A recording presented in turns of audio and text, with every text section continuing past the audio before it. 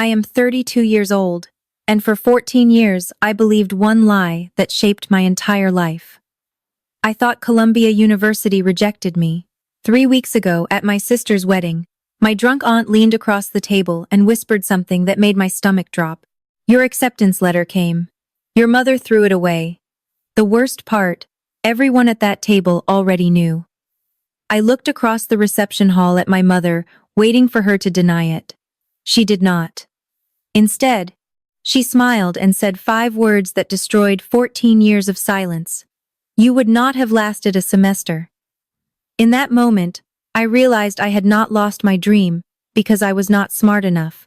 I lost it because my own mother decided I did not deserve it. But what she did not know was that I had carried something in my purse for years, something that could prove exactly what she had done. And when I pulled it out, that smile vanished instantly. New York, senior year, Ridgemont High. A school small enough that your GPA was everybody's business. Mine was 3.9. I worked Friday and Saturday nights at Sal's Pizzeria for $6 an hour, plus tips, and I saved every cent of it because I knew nobody was saving anything for me. My mother Diane had a system. There was Brooke, my younger sister, 14 at the time, and there was me. Brooke got cello lessons. Brooke got a private SAT tutor. Brooke got a college counselor who charged $200 an hour and came to our house with color-coded binders. I got a stack of community college brochures left on my bed one afternoon, without a word. I did not argue. I just applied to Columbia behind her back. I wrote my essay at the public library after my shifts at Sal's. I paid the application fee with tip money, $63 in crumpled 5s and 1s stuffed into an envelope. I did not tell my mother because I already knew what she would say. She had said it 100 times in 100 different ways. You are the kind of girl who stays local, Acacia. That is not an insult. That is just who you are. She said it like she was describing the weather. Like she was reading a fact off the back of a cereal box. The thing is, I almost believed her. Almost. But something stubborn in me, something she had not managed to train out, filled in those application blanks and dropped that envelope into the mailbox at the post office on Route 9, where she could not intercept it. I did not tell Brooke either, not because I did not trust her. She was 14. She still thought Mom was fair. And Diane. She had her own phrase for the difference between us. She would tell relatives at Thanksgiving, at church, at the grocery store. Brooke has potential. Acacia has stability. Stability, like I was a piece of furniture. April 2012. Every day after school, I checked the mailbox before walking inside. Every day it was empty or full of things addressed to Diane Forrester. Diane Forrester. Diane Forrester. Our mailbox sat at the end of the driveway, a rusted green thing with a flag that never stood up straight. My mother got home from her job at the school district office by 3:15. I got off the bus at 3:40. 25 minutes. That is all the head start she needed. I did not know that then. I just knew the letter never came. One evening I sat at the kitchen table and asked her point blank, "Did anything come from Columbia?" She barely looked up from the grocery circular. Nothing came. I am sorry, honey. Maybe it is for the best. I went upstairs and cried into my pillow with the door shut. She did not come check on me. I heard her downstairs on the phone, the door to her bedroom clicking, shut, her voice low and fast. At the time, I figured she was talking to a friend. I did not think about it again for 14 years. The next morning, a stack of freshly printed community college brochures sat on the kitchen counter next to my cereal bowl. Tri-County Community College, Richmond Valley Technical Institute. Bright covers, smiling students, tuition rates circled in red pen. She had printed them the night before. While I was crying upstairs, she was at the computer printing my backup plan. I enrolled at Tri-County that August. I told myself it was temporary. I told myself I would transfer, and for a while I did keep telling myself that until the telling got quieter and quieter, and eventually I stopped. I did not fight. I did not call Columbia to check. I was 18. And my mother told me I was not enough, and I believed her. Let me compress 14 years into what they actually felt like. A long, slow climb up a staircase. Someone told you was a dead end. Tri-County for 2 years, transferred to Penn State Harrisburg, graduated with a degree in project management and $38,000 in student loans. Got a job as an administrative assistant at a mid-size construction firm. Answered phones, filed permits, learned to read blueprints because nobody told me I could not. By 26, I was a project coordinator. By 29, project manager. By 31, senior project manager overseeing residential builds worth $3 to $4 million each. I bought a small house with a backyard 15 minutes from where I grew up. I paid my own mortgage. I mowed my own lawn.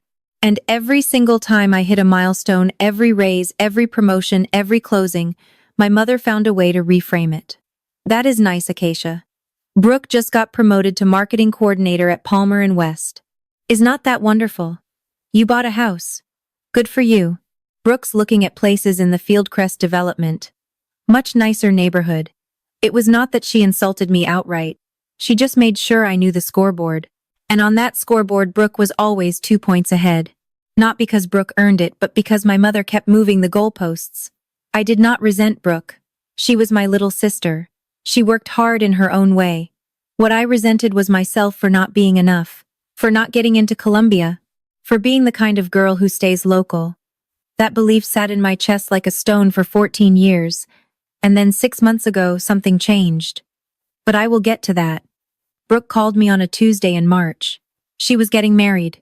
Kyle Maddox, decent guy, worked in pharmaceutical sales, smiled too much, but meant it. She wanted me as a bridesmaid. Not maid of honor, I said, half joking. Mom's handling most of the planning, so she kind of assigned herself that role. Of course she did. I said yes because I loved Brooke. I said yes because that is what older sisters do. 2 days later, my mother called. Not to congratulate me on being asked. Not to chat. To manage. Acacia, I need you to understand something. This is Brooke's day. Do not make it about you. I have not done anything, Mom. I know how you can be. How I can be.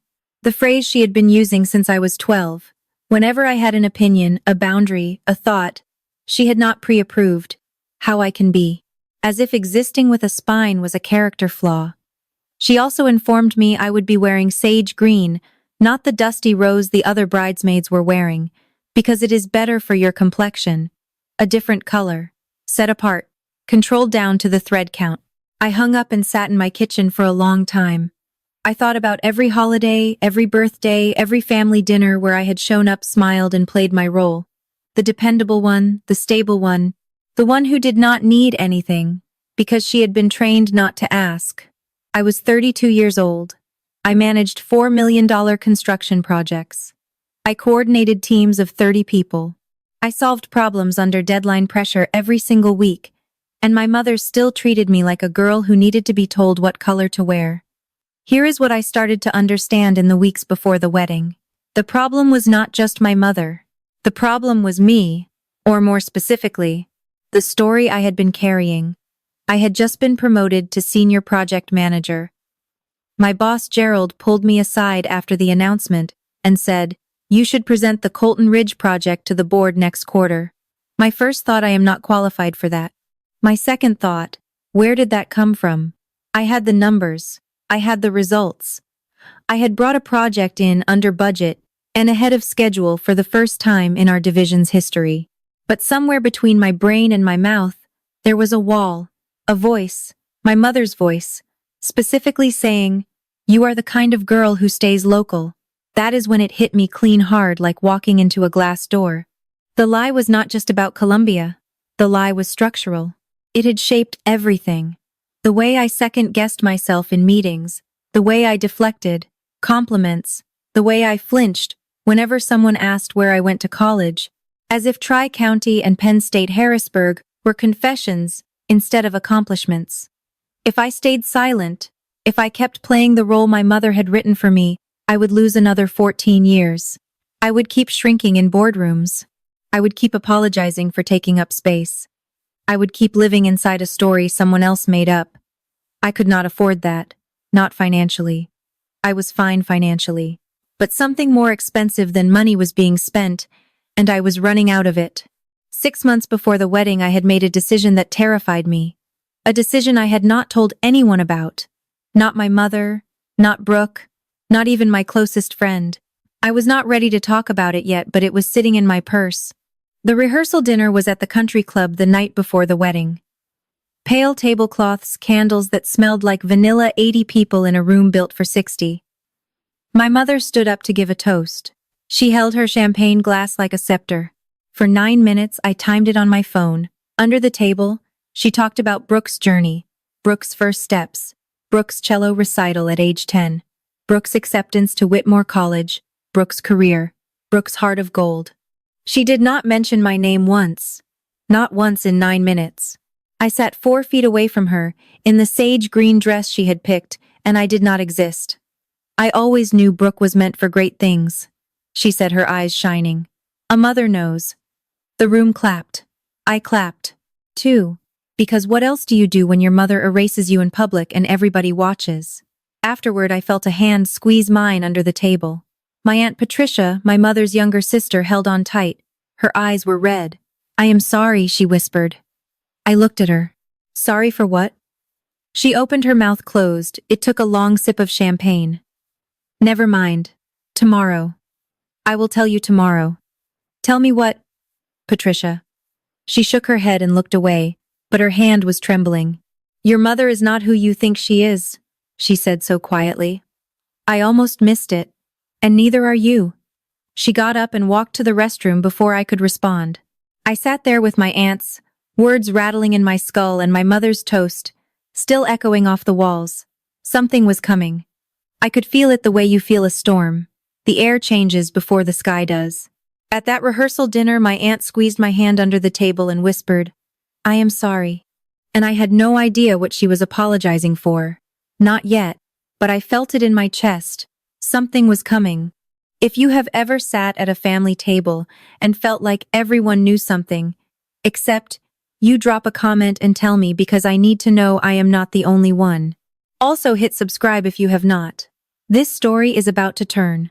Wedding morning. The bridal suite at the country club smelled like hairspray and gardenias. Brooke sat in front of a vanity mirror while a makeup artist worked on her eyes. She looked beautiful, genuinely heartbreakingly beautiful. And for a moment I forgot about everything else. Zip me up, she asked. I pulled the zipper on her dress. Careful with the lace. My little sister getting married. Then Diane walked in, clipboard in hand. Literally a clipboard. Flowers need to move 6 inches to the left on the altar. Kyle's grandmother is in a wheelchair, so rearrange row 3. And Acacia. Stand in the back for photos. Brooke's the bride, not you. The makeup artist's brush paused mid-stroke. Mom. Brooke said quietly. What, I am being practical. She is taller. She will block the shot. I am 5 feet 6 inches. Brooke is 5 feet 4 inches. 2 inches is not a blocking issue. It is fine. I said. See? She is fine. Diane turned back to her clipboard. Oh, and smile less during the ceremony. You are pulling focus. Smile less. At my sister's wedding, I was being told to dim myself so the room would not accidentally notice me. The makeup artist looked at me in the mirror. I looked back. We shared the kind of glance that does not need words. The kind where a stranger sees something and decides not to say it. Brooke reached for my hand while her mascara dried. Ignore her. You look beautiful. Thanks, Brookie. I meant it, and I meant the nickname. The one from when she was 6 and I was 10. Before our mother drew a line between us and told us it was the horizon. I smoothed the back of her veil. Diane barked orders at the florist on the phone, and I thought, tonight. Patricia said tonight. The ceremony was outdoors. White chairs on a lawn. An arbor wrapped in ivy. 120 guests. Arranged in neat rows like an audience waiting for a show, and my mother made sure it was hers. She sat front row center, clutching Brooke's hand before the processional, like she was the one giving her away. Our father Greg was not there. He had moved to Arizona after the divorce, when I was 12. Diane had managed that exit too slowly, deliberately, until he felt like a guest in his own house, and left. She told everyone he chose to leave. She never mentioned the part where she changed the locks while he was at work. Before the ceremony started, Diane had already rewritten the program. The officiant announced an unscheduled addition, a few words from the mother of the bride. Brooke's wedding planner looked confused. This was not in the run sheet. Diane walked to the front. She was wearing an ivory dress, not white ivory, just close enough to white that you noticed, just far enough that you could not complain without sounding petty. She spoke for 4 minutes about the privilege of raising a daughter who shines. She talked about sacrifice. She talked about long nights helping with homework, Brooke's homework specifically. She talked about pouring everything I had into making sure my girl had every opportunity. My girl singular. I stood in the bridesmaid line sage green holding a bouquet of roses, and I watched 120 people nod along as my mother described a family that had one child. I caught Patricia's eye from the 4th row. She was gripping the edge of her folding chair. Her jaw was tight. She shook her head just barely. A private signal I did not yet understand. The reception moved indoors.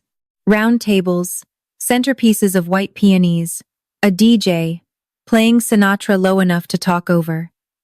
The family table was near the head table, close enough to see Brooke and Kyle, far enough to feel like the second tier. Seated around me, Diane Patricia, my grandmother Martha 82, hearing aids in both ears still sharper than anyone gave her credit for. 2 cousins from Diane's side, Tyler and Mitchell, both too busy on their phones to notice anything. Diane started within minutes. She turned to Martha and launched into a highlight reel of Brooke's life.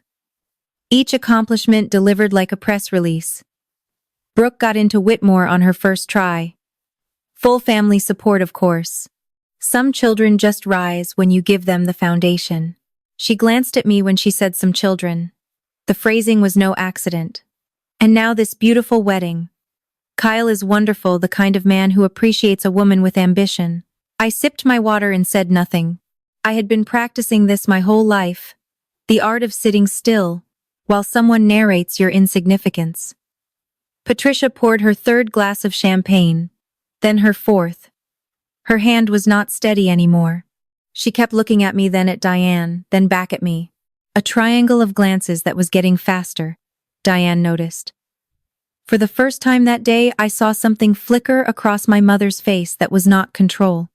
It was worry. She looked at Patricia and said casually, "Patty, maybe switch to water." "I am fine," Patricia said too loudly. Mitchell looked up from his phone. Martha tilted her good ear toward Patricia. Something was building at that table, quiet and pressurized, like a pipe about to give. A cousin of Kyle's from the next table leaned over. "So, Acacia, what are you up to these days? Brooke talks about you all the time." Before I could answer, Diane cut in. "She does office work. It is fine. Not everyone is built for the fast track." The table went quiet. Even Tyler looked up. I set my water glass down. My hand was steady. My voice was not loud. "I manage $4 million construction projects, Mom. I think I am on a track." Diane waved her hand. "You know what I mean. Brooke's in marketing at Palmer and West. Very competitive field, very high pressure." She smiled at the cousin. "Acacia is more of a behind-the-scenes person. Behind the scenes, like I was a stagehand in someone else's life." Martha, my grandmother, who had been quiet all evening, who everyone assumed was not fully following the conversation, put her fork down. "Diane, hush." 2 words delivered like a gavel. Diane blinked. "Excuse me, you heard me. Hush." It was the first time in my memory that anyone in our family had told Diane to stop. Martha had always been gentle, soft voice, soft opinions, the kind of grandmother who sent cards with $5 bills and never took sides. But she was looking at Diane now with an expression I had never seen before. Tired. Not of the evening of years. Diane recovered fast. She laughed, patted Martha's hand, and said, "Mom, I am just being honest." But the table felt different. Tyler was watching. Mitchell had put his phone down. Patricia's champagne glass was empty again and her cheeks were flushed. Under the tablecloth, I felt my purse against my ankle. Something was inside it. Something I had not planned on showing anyone tonight. That was about to change. 6 months before the wedding, I was sitting in my car in a Wawa parking lot eating a turkey hoagie and scrolling my phone during a lunch break when an article stopped me mid-bite. Columbia University School of General Studies, the Ivy League path for non-traditional students. I read it twice, then 3 times. Then I put the hoagie down and read it a 4th time. General Studies, a real Columbia degree, not a certificate, not an extension course, a full undergraduate degree from an Ivy League university, designed specifically for students who had taken a non-traditional path. People who had worked first. People who had gone to community college. People who were older, experienced, battle-tested. People like me. I sat in that parking lot for 45 minutes. My lunch break was 30. I was going to be late and I did not care. That night I started the application. 2:00 in the morning, kitchen table, laptop screen glowing in the dark. I wrote my essay in one sitting. No outline. No strategy. Just the truth. I am 32. I work in construction management. I never stopped wanting this. I did not tell my mother. I did not tell Brooke. I did not tell anyone, because the last time I had wanted something this badly, it had been taken from me, and I was not going to give anyone the chance to talk me out of it. 2 weeks before the wedding, the letter arrived. Rolled admission. A thick envelope with Columbia's blue crest in the corner. I opened it in my car. Same Wawa parking lot, different season. And I read the first line and cried so hard I could not see the second. I folded the letter, slipped it into my wallet and carried it with me every day. I had planned to tell Patricia at the wedding. She was the only person I trusted with something this fragile. I had no idea the letter was about to become something else entirely. The night before the wedding, after the rehearsal dinner, after Diane's 9-minute tribute to her only daughter, Patricia pulled me into the hallway of the hotel. She smelled like champagne and regret. "I need to tell you something," she said. Her hand was on my arm, gripping harder than she realized. "Okay, tell me. Tomorrow after the ceremony. I cannot, not tonight. Not with your mother 20 feet away. Patricia, you are scaring me." She looked at me, and I saw something I had never seen in my aunt's face before. Guilt. Not the casual kind. Not the "I forgot your birthday" kind. The deep kind. The kind that ages a person from the inside. "Your mother is not who you think she is," she said. "And neither are you." I stared at her. What does that mean? It means I should have said something a long time ago and I did not. And I have to live with that. Her voice cracked on the last word. "Tomorrow, I promise."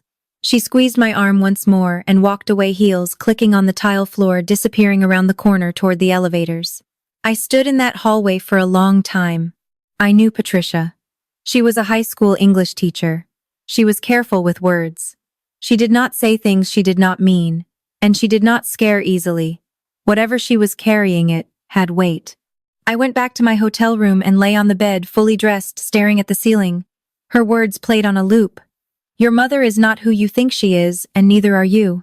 I did not sleep that night, not a single hour. I just lay there listening to the ice machine hum through the wall, waiting for tomorrow to crack open whatever it was holding. Wedding morning. Before the bridal suite.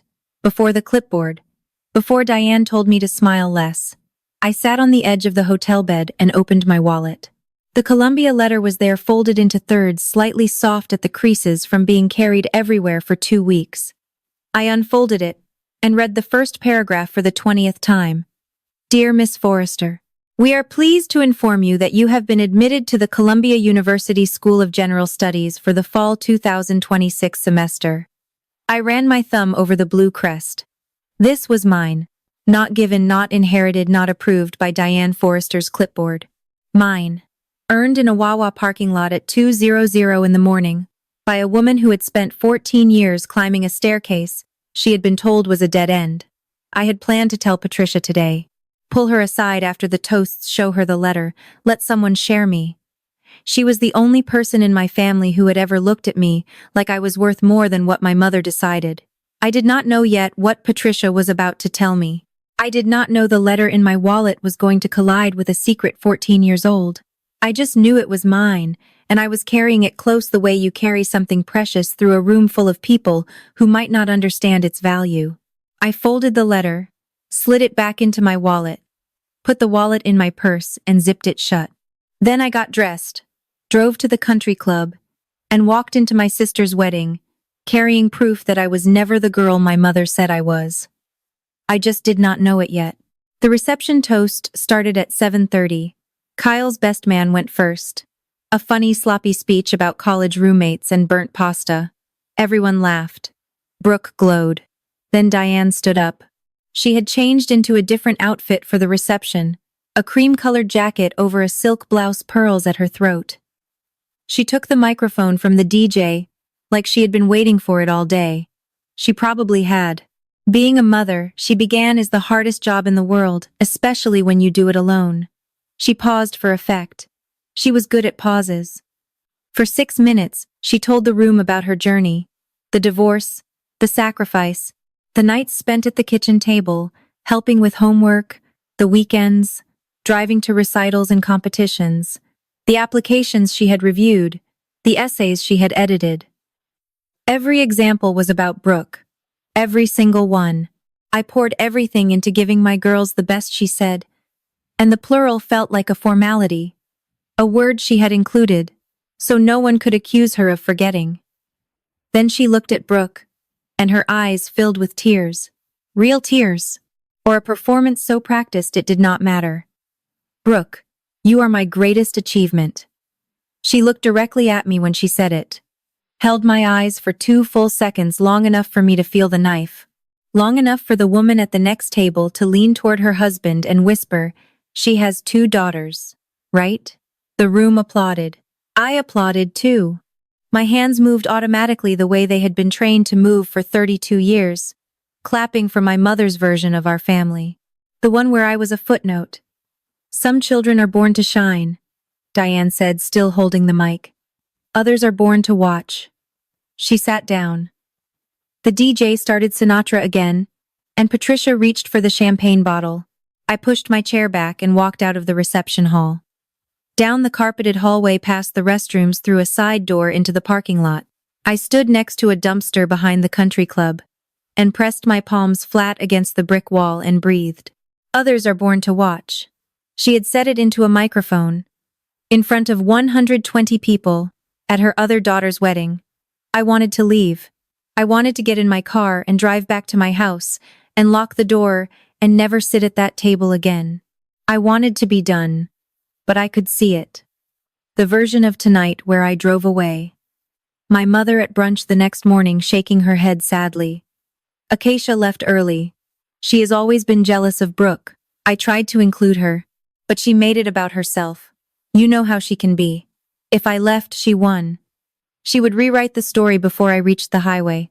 And I thought about Brooke, my sister, my actual sister, not Diane's trophy, not the golden child, but the girl who had zipped my prom dress and left me voicemails on my birthday that started with, "Hey KK, Brooke did not do this.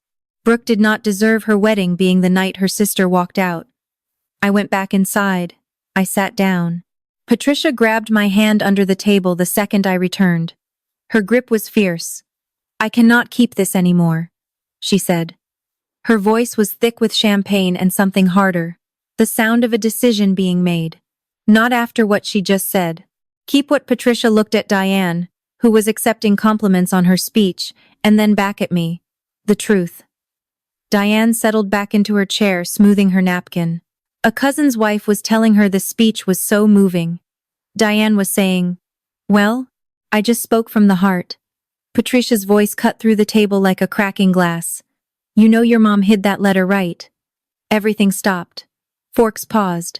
Champagne glasses froze mid-lift. Tyler looked up. Mitchell turned. Patricia was looking directly at me. Her eyes were wet, her jaw set, and her voice was steady for the first time all night. The steadiness of someone who has finally stopped fighting themselves. We all knew. I could not move. "What letter?" "Your Columbia letter. You got in, Acacia. You got into Columbia." She took it out of the mailbox and threw it away. The table went silent. Not the polite kind of silent. The airless kind.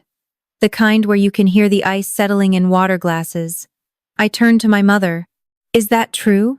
Diane picked up her wine glass. She took a slow sip. She set it down. And then she did something I will never forget for as long as I live. She did not deny it. She did not explain. She did not apologize. She did not cry or stammer or look away. She put her wine glass down, straightened her pearls and said, "Oh, Patricia, you always were dramatic." Martha put her hand on her chest. Tyler's mouth was open. Mitchell had his phone in his hand, but was not looking at it. "Diane," Patricia said, her voice rising, "tell her the truth." My mother looked at me calm, unblinking, the same face she had made when she had told me nothing came in the mail. "It was 14 years ago," she said. "Let it go." I did not let it go. "Did you throw away my acceptance letter from Columbia?" I said it clearly. No tremor. No tears. I needed the words to land on every ear at that table, and they did. Diane looked at me the way she always looked at me, measuring, calculating, deciding how much reality she would permit into the room. And then she smiled. "You would not have lasted a semester." The words hit the table like a slap. Martha inhaled sharply. Tyler sat back in his chair. Patricia closed her eyes. She was not denying it. She was defending it. 14 years of silence, and her response was not, "I am sorry" or "I was wrong." It was, "I was right to do it." The guests at the neighboring tables had gone quiet. The ripple was spreading heads, turning conversations, stalling the DJ's music suddenly too loud for a room that had stopped talking. I sat perfectly still. 14 years of believing I was not good enough cracked open like an eggshell, and underneath it was something I had not expected. I was not angry, not yet. That would come later in my car at 2:00 in the morning on the highway home. In that moment, I was clear. Clearer than I had been in my entire life. Because my mother had just confirmed the thing I had been running from since I was 18. I was good enough. Columbia had said yes. The universe had not corrected me. My mother had. And I had something in my purse that she did not know about. I reached down, unzipped the bag, felt the folded paper between my fingers. The soft creases, the weight of it. The blue crest I had traced with my thumb 100 times. I pulled it out. And that is when the smile disappeared. She smiled.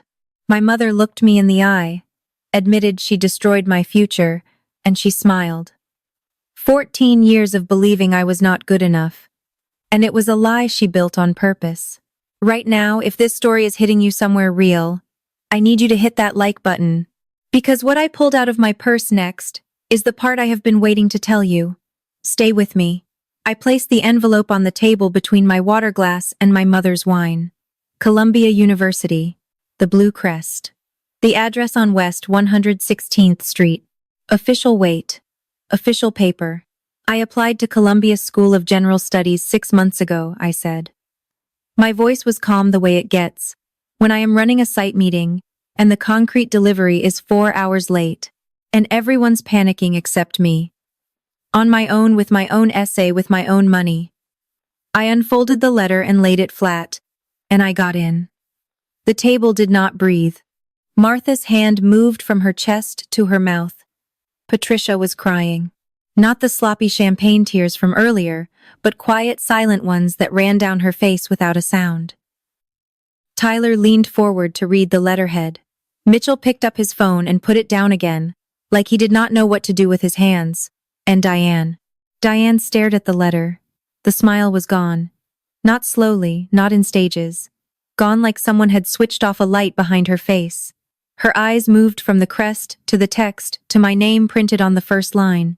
And I watched her process the one thing she had spent 14 years making sure would not happen. "I did not know you stole my first chance, Mom." I kept my eyes on her. "I applied because I wanted it, not because of you. In spite of you." She said nothing. Her fingers twitched against the tablecloth. "You told me I would not last a semester," I said. I picked up the letter, held it so she could see the seal. "Columbia disagrees." The woman at the next table, the one who had whispered, "She has 2 daughters, right?" put her napkin to her mouth. Diane still had not spoken. Diane recovered the way she always recovered, by changing the frame. She sat up straight. She smoothed her jacket and she deployed her oldest weapon.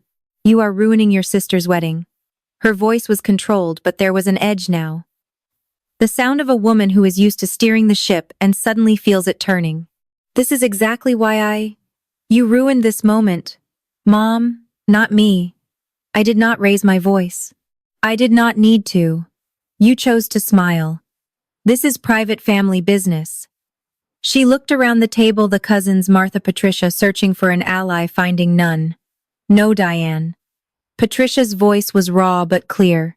You made it public when you gave that speech about your greatest achievement, while your other daughter sat right there.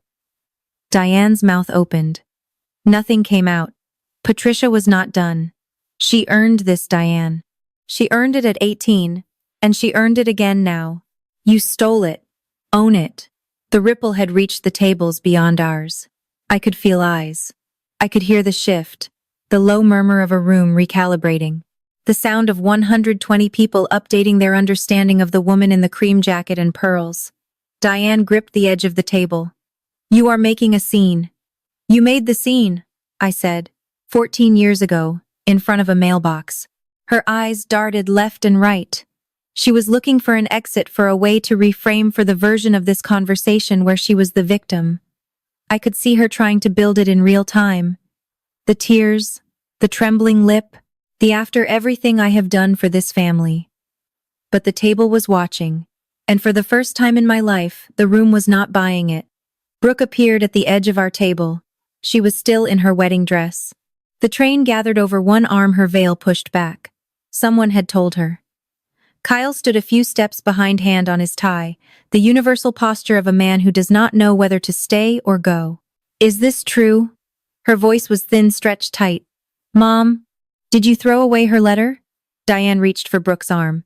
Sweetheart, let us not do this now. Brooke pulled back. Did you? I did what was best for this family. The answer landed wrong, and Diane knew it. I could see it in the way she blinked. Too fast recalculating. Brooke turned to me. You got into Columbia at 18. I nodded. She told me you did not even apply. Brooke's voice broke. She said you never wanted college. She said you were happy to stay local. I let that sit. I let Brooke hear the echo of our mother's lie in her own mouth, and feel what it sounded like. I was not happy, I said quietly.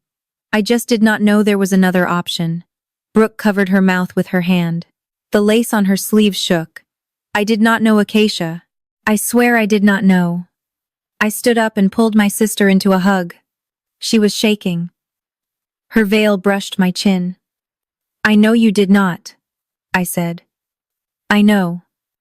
Over Brooke's shoulder, I saw Kyle nod at me once. A small, solid gesture from a man who just watched his new mother-in-law get unmade at his own wedding and was choosing to stand on the right side. Brooke let go, wiped her eyes, and turned to Diane. What else did you lie about? Diane did not answer. Diane stood. She picked up her clutch, a small cream-colored thing that matched her jacket because even in crisis, Diane Forrester coordinated. I am leaving. You have all made your choice. She said it like she was the one being wronged, like she was the protagonist walking out of an ungrateful room. She had done this before, threatened departure like it was a punishment, trained the family to panic at the thought of her absence.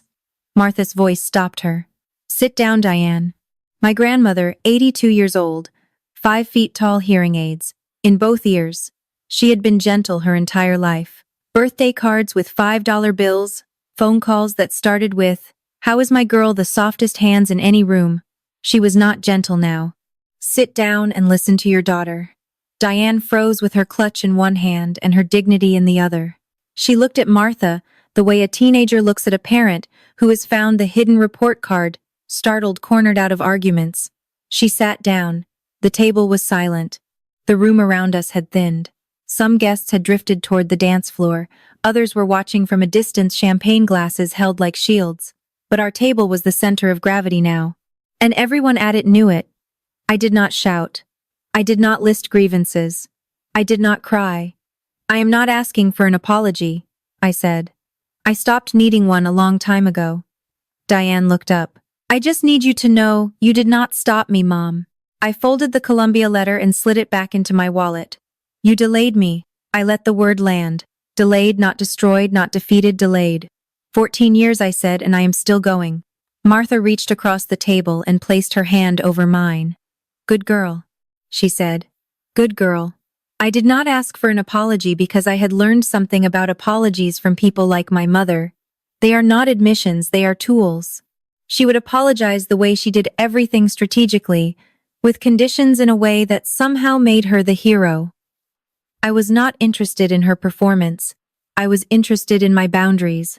"I am starting at Columbia in September," I said not to the table to Diane. "I will not be answering your calls between now and then. When I am ready to talk, I will reach out. You can, not just I can and I am." She opened her mouth again and I saw it, the machinery, the way her brain was already constructing the narrative she would tell her friends tomorrow. Acacia made a scene at the wedding. Acacia humiliated me in front of the family. She has always been difficult. You know how she can be.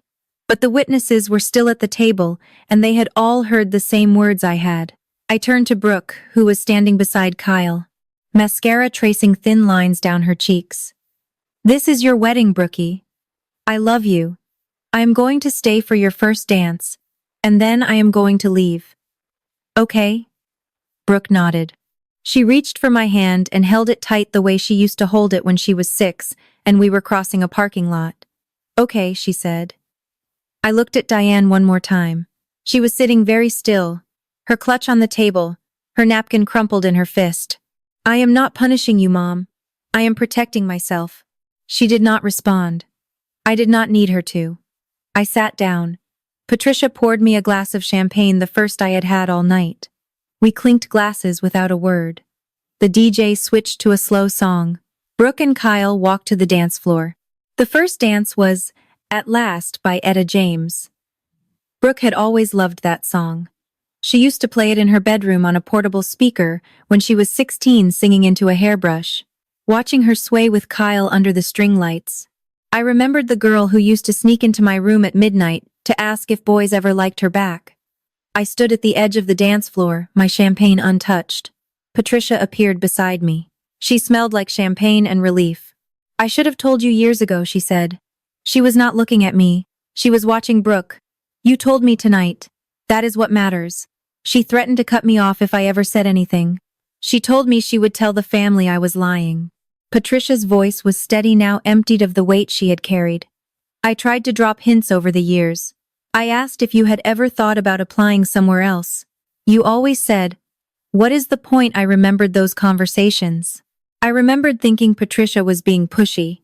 "I am sorry, Acacia. I know. It is done." She was quiet for a moment, then looking at the dance floor. "Are you really going to Columbia?" I patted my purse. "I really am." She laughed, a short, wet sound. Then she leaned in and said something that rearranged the last 32 years of my life in 3 seconds. "Your mother applied to Columbia once too, right after high school. She did not get in." I turned to look at her. "She never told you," Patricia said. "She never told anyone, but I found the rejection letter in her closet when we were teenagers. She burned it and then she pretended she had never wanted to go." I looked across the room at Diane. She was sitting alone at the family table, staring at the centerpiece. For the first time, I did not see a villain. I saw a wound. I hugged Brooke at the edge of the dance floor. She held on longer than she needed to. "I am sorry about tonight," I said. "Do not you dare apologize." She pulled back and looked at me with an expression I had not seen before. Not admiration exactly. Recognition. "You got into Columbia twice." I smiled. "I did. Go be brilliant." She straightened my collar, a gesture so tender, it almost broke me. "And call me when you get there." I promised I would. I found my coat, my purse, my keys. I walked through the lobby past the guest book, and the framed engagement photos past the valet stand, and the string lights still blinking on the porch. The October air hit my face, and I breathed it in until my lungs ached. My car was parked at the far end of the lot. I sat in the driver's seat and pulled the Columbia letter out of my wallet. The overhead light turned the blue crest almost silver. I read it again, not the way I had read it in the Wawa parking lot. Frantic, disbelieving, terrified it might be a mistake. This time I read it the way it was meant to be read, by a woman who had always deserved it. I called my best friend Dana. She picked up on the second ring. I got my answer. I said. Which question? All of them. I started the car. The country club shrank in my rearview mirror, the lights from the reception still glowing behind the curtains. Somewhere inside, my mother was sitting alone. Somewhere inside, my sister was dancing. I pulled onto the county road and drove east toward home toward September. But the fallout, that was just beginning. The fallout did not explode. It seeped. Within 48 hours, the story had traveled through every branch of the family tree. Not because I told it. I did not call anyone. Patricia told Martha the full details that night. And Martha, who had spent 82 years being quiet, picked up her phone the next morning and called every sibling, niece, and nephew she could reach. 3 of my mother's cousins called me. Not to gossip, to confirm. We always felt something was off. My cousin Linda said. She talked about Brooke like she was raising a prodigy. She talked about you like you were a tenant. My Uncle Frank. Your grandmother is furious. She said she has never been so ashamed of one of her children. My mother called me 11 times in 3 days. I did not pick up once. Her text told the whole story of her internal collapse. Monday. Call me. We need to discuss this like adults. Tuesday. You are being childish, Acacia. Wednesday morning. Fine. I will tell everyone you made this up. Wednesday afternoon, after Martha had already made her calls. Silence. She did not text again. The measurable consequence: Diane was removed from the planning committee for the family's annual Christmas, gathering a role she had held for 30 years. Aunt Linda took over. Nobody voted. Nobody announced it. The group text was simply created without Diane's number, and when she found out, she called Martha. Martha told her, "You lied to your child for 14 years, Diane. You can sit this one out." She was not exiled. She was not disowned. She was repositioned, moved from the center to the margin, the same place she had kept me, my entire life. The symmetry was not lost on me. Brooke called 5 days after the wedding. Her voice was hoarse, like she had been talking for hours or crying for days. Probably both. "I keep thinking about all the times Mom compared us," she said, "and I just accepted it. I never asked why you did not go away for school. I never even thought about it. You were 14 when it happened, Brooke. You did not know. I am 28 now. I should have asked." We talked for 2 hours. It was the longest conversation we had ever had. The first one, where nothing was edited, nothing was softened, nothing was routed through our mother's version of events. Brooke told me things I had not known that Diane had told her. I did not apply to any 4-year schools, that Diane had said I was content with a simple life, that every time Brooke achieved something, Diane framed it as evidence of Brooke's superiority rather than Brooke's effort, turning her accomplishments into weapons against me without Brooke's consent. "I was her trophy," Brooke said. "I thought I was her daughter, but I was her trophy." "You are her daughter," I said. "You are just not her only one." She asked the question I had been waiting for. "Are you really going to?" "Columbia orientation is in August." She was quiet. Then Mom called me too. She said you attacked her at the wedding. I told her that is not what happened. What did she say? She hung up on me. I let that sit. Diane was losing the golden child.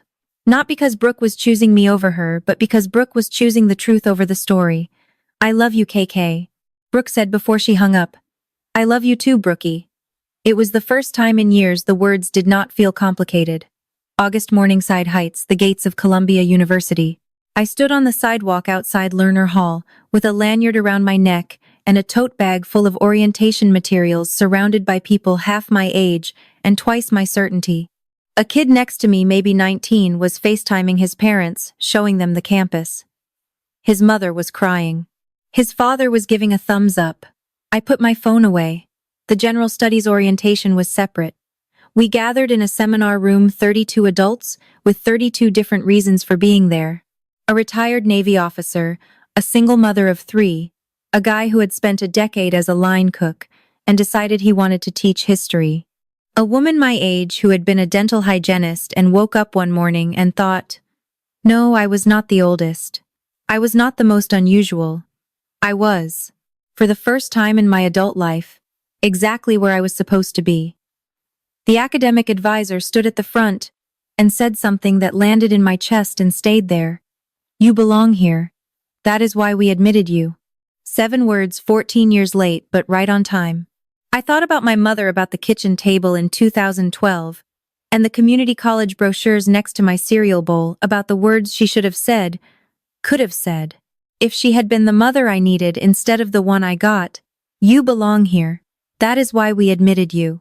After orientation, I stood in front of the gates and took a photo. Blue sky, old stone. The crest I had been carrying in my wallet for months now, above my head carved into the wall. I sent the photo to Brooke and Patricia. I did not send it to Diane. The first week of classes, a letter arrived at my apartment, handwritten 2 pages. My mother's handwriting. The same slanted cursive she used on grocery lists and birthday cards, and the community college brochures she had left on my bed. I sat on my couch and read it. It was not an apology. It was an explanation, or more accurately, it was a defense. Everything I did was to keep this family together. You do not understand the sacrifices I made. You do not know what it was like being a single mother with 2 girls and no support. I made hard choices. Not perfect ones, but hard ones. She never used the words "I am sorry." She never said I was wrong. She used the words "sacrifice" 4 times and "ungrateful" twice. At the bottom, a postscript. P.S. I got your GS letter forwarded to my house by mistake. I did not open it this time. I stared at that line. I did not open it this time. As if restraint was the same as remorse. As if not repeating a crime was the same as regretting it. I folded the letter. I did not burn it. I did not tear it up. I did not write back. I put it in a drawer under a stack of old tax returns, and I closed the drawer. Then I picked up my backpack and walked to my first class. Introduction to American Political Thought, Hamilton Hall, 9:10 a.m. I sat in the 3rd row. I took notes. I raised my hand twice. I did not owe my mother my anger. I did not owe her my forgiveness. I owed myself a semester at Columbia, and I was going to make it count. I will not pretend it was easy. I was 32, working part-time as a project manager remotely while carrying a full course load. I studied on the subway. I ate lunch in the library. I turned down happy hours and weekend trips and every invitation that started with "just this once." The GS program was built for people like me, adults who had earned their way back, who understood the value of a seat in the classroom because they had spent years outside of it. My classmates were veterans, parents, career changers, immigrants, people who did not take a single lecture for granted. At the end of the semester, I checked my grades online at 11:00 p.m., sitting in the same kitchen where I had once filled out the Tri-County application. GPA 3.7. Dean's List. I read it 3 times. Then I closed my laptop and sat there in the dark, letting it settle. She said I would not last a semester. I made Dean's List. I sent a photo of the grade report to Brooke. She replied in 30 seconds. I am so proud of you, KK. All caps. 3 exclamation marks. A string of emojis I could not fully decipher but understood completely. Patricia sent flowers the next day. The card said 14 years late, but right on time. I put the flowers on my kitchen table. The same table, the same kitchen, but everything else different. My mother did not call. She did not text. She did not send a card. I told her I would reach out when I was ready, and she had not tested the boundary. Whether that was respect or stubbornness, I could not tell. With Diane, they had always looked the same. I was not ready yet. I might not be for a long time, but I was exactly where I was supposed to be. After the semester ended, I wrote my mother an email. Not a text, not a phone call, an email. Because I needed the distance, and I needed it in writing. Mom, I am willing to have a relationship with you. But it starts with honesty, not excuses, not "I did what was best." Not "you do not understand my sacrifices." You took something from me. You took my acceptance letter. You threw it away and you told me I was not good enough. You watched me believe that lie for 14 years. You watched me struggle with it at every dinner table, every holiday, every phone call, where you reminded me that Brooke was ahead and I was behind. When you can say that, Really say it without turning it into a speech about yourself. I will answer your calls. The door is open, Mom, but you have to walk through it honestly. Acacia. I read it 4 times before I hit send. Then I closed my laptop and went for a run. She has not replied. It has been 3 months. She may never reply, and I have had to accept that. I cannot control whether Diane Forrester changes. I spent 32 years trying to earn her approval, trying to be good enough, trying to stay small enough that she would me without feeling threatened. None of it worked. Not because I was not enough, but because her capacity to acknowledge me was never about me. It was about her. I cannot fix her wound. I can only stop letting it bleed on me. Some days that feels like freedom. Some days, it feels like grief. Most days it feels like both, like standing on a bridge between who I was and who I am becoming, looking in both directions and choosing to keep walking forward. I am not telling you this, so you will feel sorry for me. I had food on the table. I had a roof.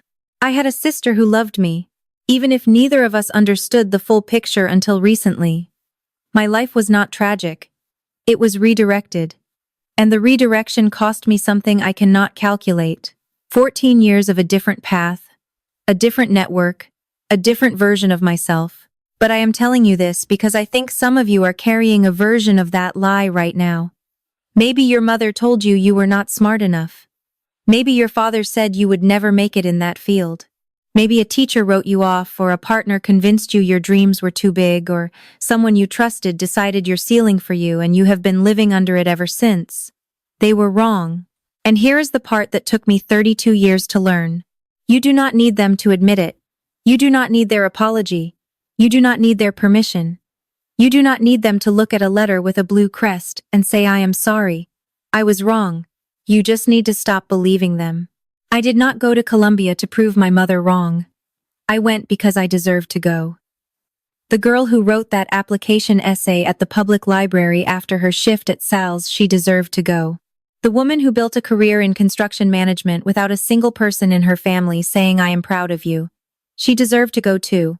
Whatever your Columbia is, the degree, the career, the move, the boundary, the conversation you have been putting off for years, go. It is not too late. It was never too late. The only person who gets to decide your ceiling is you.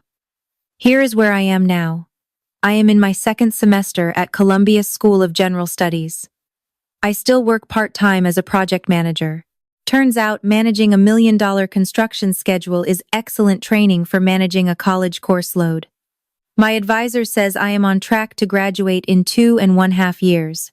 I am considering a minor in urban studies because the girl who fell in love with blueprints at a construction firm wants to understand why cities work the way they do. Brooke and I have dinner once a month.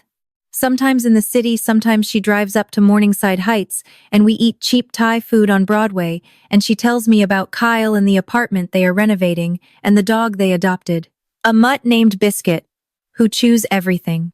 It is the best our relationship has ever been. Honest, unfiltered, no scoreboard. Patricia has been sober since the wedding.